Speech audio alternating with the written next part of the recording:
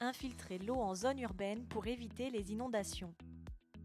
À Chantigal, le CIBA mène un chantier innovant pour infiltrer les eaux de pluie au plus près de là où elles tombent. Des zones d'étalement, aussi appelées NOU, sont créées en amont sur les zones urbaines pour infiltrer l'eau, freiner le ruissellement et donc la saturation sur les points bas en aval.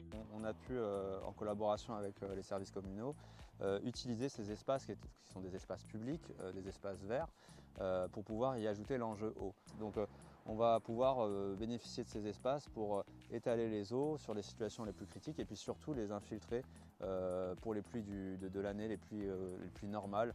Favoriser d'abord l'infiltration et limiter finalement les masses d'eau qui sont canalisées et envoyées vers les exutoires. Puisqu'ici sur ce bassin versant, on se jette sur le ruisseau du Bourg et aussi vers le port de la Molle.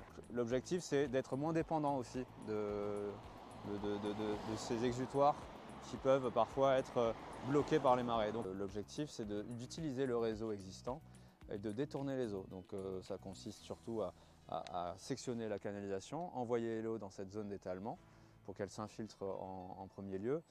Et ensuite, on aura une canalisation de sortie, comme on peut voir là-bas, pour que, au moment d'être au plein, que la noue puisse, avant d'être saturée totalement, se réinjecter dans le réseau. En tout, on va avoir 1500 m3 de volume d'étalement sur 8 noues réparties sur la tête de bassin versant. Et certains endroits parmi les plus inattendus vont pouvoir être sollicités pour infiltrer les eaux de pluie en zone urbaine. Et ce rond-point, donc lui, va être sollicité sur les événements les plus importants et pour être inondé avant d'entrer dans la rue Chantigal. Donc on voit que naturellement, on a déjà un peu de volume utile à utiliser. Nous, le réseau pluvial, par chance aussi, passe sous le rond-point. Donc on aura juste à créer des cheminées de déversement avec des regards de reprise de trop-plein. 44 hectares de zones urbaines vont ainsi être déconnectés du réseau de canalisation.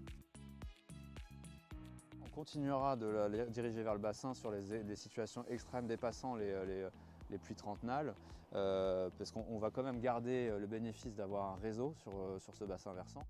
Cette solution d'infiltration permet également de bénéficier du rôle épurateur du sol et d'éviter que les eaux par écoulement ne se chargent de nos résidus. Pour l'ensemble des noues et des 1500 m3, on va être sur un montant avoisinant les 272 000 €. En comparaison des solutions classiques enterrées, on serait plutôt pour le même volume à 800 000 €, voire 1 million d'euros.